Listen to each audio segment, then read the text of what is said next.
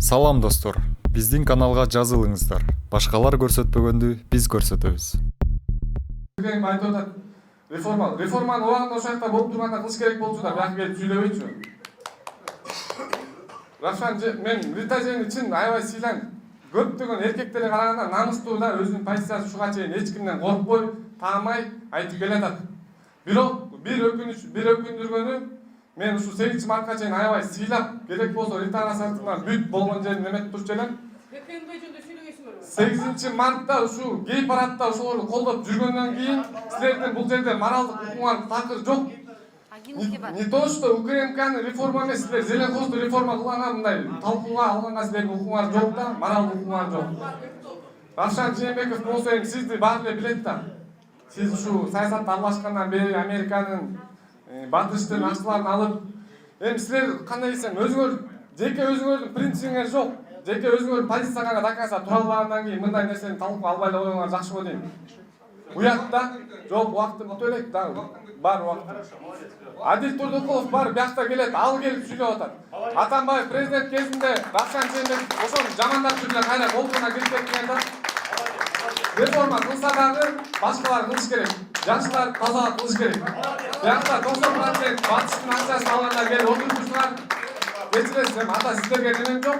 Батыштын акчасын алып жүргөндөрдүн жанында бир жерде отуруп аябай жиркеничти болуп атат. Рахмат. Şu жерге келбей отурбай эле койбойсуңуз анда жиркенсең. Молодец, чыгып кет. Надо было начать, кто организаторы стола. Рита, расскажите, пожалуйста, а почему вы числитесь на сайте? Давайте будем игнорировать. Можно завершить? Можно вот 5 минут, чтобы завершить доклад? Вы хотите оппонировать? Вы оппонировать хотите? Люди выдают себя якобы за гражданский сектор, но надо внести ясность. Например, организатор Рита Карасартова находится на сайте ЦРУ в списке политического давления. Она значится на сайте ЦРУ как лидер политического давления. И вы собрались, смотрите на него. Самая большая угроза национальной безопасности — это пророссийские, прокремлевские ставленники здесь в Кыргызстане.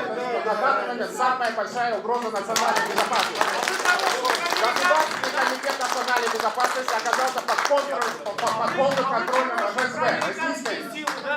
Вы хороший проамериканский.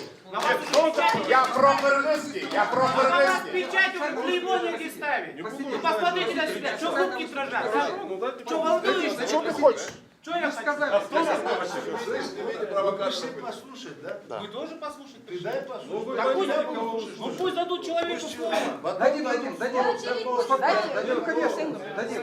Это кто, Фарафонов? Я модератор. Толмачев, Я понятно. решаю, это не тебе решать. Я решаю. ГКМБ, кстати. Вот Я решаю, я модератор. Да снимай, я модератор. Снимай. операция ФСБ и ГКМ. Вот именно на лицо. Вот, пожалуйста. Давайте. Вот это является наглядным примером, что сегодня ГКМ организовал здесь провокацию. Мы говорим, что им дадим имя. Вы кто такой вообще? Дайте нормально сказать, потом будет. Общественное объединение антитеррор. Ну, вы говорите, Вот и все. Это настоящая провокация. Вот и все на этом. Я говорю, есть факты. Рита Карасартова находится на сайте ЦРУ как лидер политического давления. Где я нахожусь, на каком сайте? Какие у вас есть доказательства того, что я являюсь там сотрудником ГКНБ или сотрудничаю с ГКНБ? Не, ну ваш доклад, вы никому не даете сказать свою... Болит иштери да, бул мен ойлойм да. Азыр жөн нормальный убакыт бербейт, нормальный сүрөтпөй атат азыр. Бул атайын келип буга атайын провокация кылып атат. Муну ким кылып атат? Мен ойлойм ГКМБ кылып атат. Бүттү, ошо менен айткым келет да.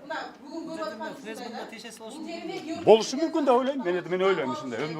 Жекече оюмда. Мынча биздин ГКМБ бул ФСБнын эле продолжениеси, вот бүттү. Менин оюмча. Бүттү. Биздин ГКМБ тоже ФСБнын эле отделы могу жерде. Мен ошол оюм бар да. Бүттү. Я. Мен оюмча, буну ГКМБ кылган иши.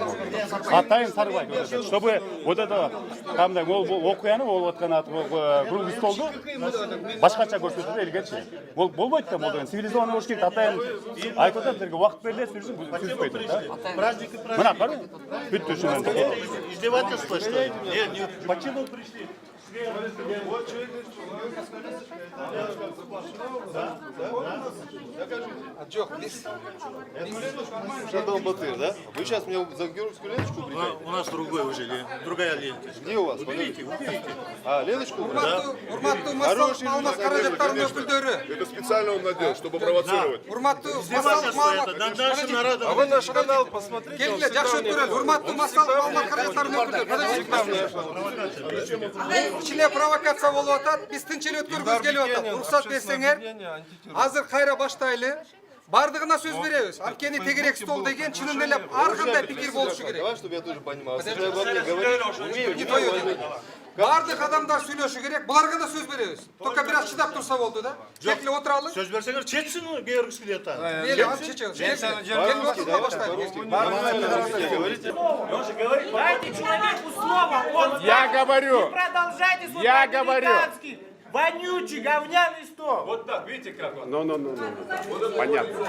Быстро выйди. Что ты пришел сюда и устраиваешь? Дай нормально провести круглый стол. Ильдар попросил. Ты что? Не трогай ее. Ильдар попросил слово, дайте ему слово. Дадим слово. провести. Ты что трогаешь? Успокойся, дадим слово. Давай. Дадут же. Так вы попросили же, не даете. Он первый попросил. Дайте завершить заседание наше. Уберите руки от камеры. Я просто объясню. Руки уберите от камеры. Ломайте денег. Я засужу вас. Чечсин, давай. Ходи. Я засужу вас. Давай, чыгап тастагыла. Пожалуйста, Давай, чыгап тастагыла.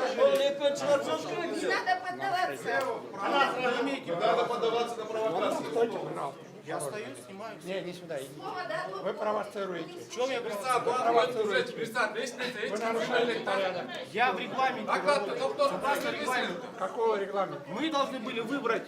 Пожалуйста, покиньте. Попросили слово. Хорошо, ну давайте покиньте. Давайте. Все, давайте сейчас продолжим. 3 минуты Нурбекова. Атамбаевдин доорунда ооба эң чоң улуттук коопсуздук кызматынын укуктары кеңейген. Эгер чын эле бүгүнкү күндө Атамбаевдин доорунда туура эмес иштер болду, ошолорду биз сындайбыз деген агайлар бар болсо, бүгүнкү бийликти алар колдоп келе турган болсо, биз бүгүнкү бийликке кайрылабыз. Атамбаевдин каталарын оңдосун. Атамбаевдин каталарын оңдосо, бүгүн тарыхта кала турган, бийлик ортосундагы тең салмактуулукту кайра кайтарган президент, реформада тарыхта кала турган президент болгусу келсе, анда эң биринчи кадам бул улуттук коопсуздук кызматынын реформасынан баштасын деген талап менен кийинки маселелерди коебуз. Президенттин алдында мамлекеттик коопсуздук кызматтын реформасын баштасын деген талап бул биринчиси. Экинчиси, коррупцияга каршы кызматты өз алдынча бөлүп чыгаруу, анткени 2012 жылы Конституцияга каршы бул уюм түзүлүп ГКНБнын алдына алып келинген. Үчүнчүсү, 2016 жылы Конституцияга өзгөртүү киргизүүнүн аркасы менен жана кызматтык кылмыштардын тергөөсүн УКМКга берген. Бул аябай чоң жумуш. Кичинекей улуттук коопсуздук кызматы муну менен алек боло албайт. Башка бийликтерди багытканга курал болуп калган. Ошон үчүн тергөөнү дагы именно кызматтык кылмыштын тергөөсүн УКМКдан алып чыгууну дагы талап кылабыз.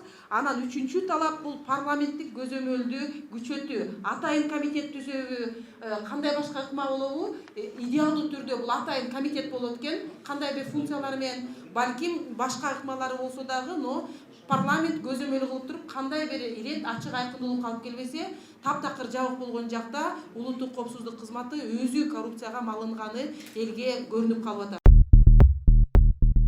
Салам достор, биздин каналга жазылыңыздар. Башкалар көрсөтпөгөндү биз көрсөтөбүз. Адил Турдукулов бар, бияқта келет, ал келип сүйлөп атат. Атамбаев президент кезинде Рахшан Жээнбеков ошону жамандап жүргөн кайра колдуна кирип кеткен да.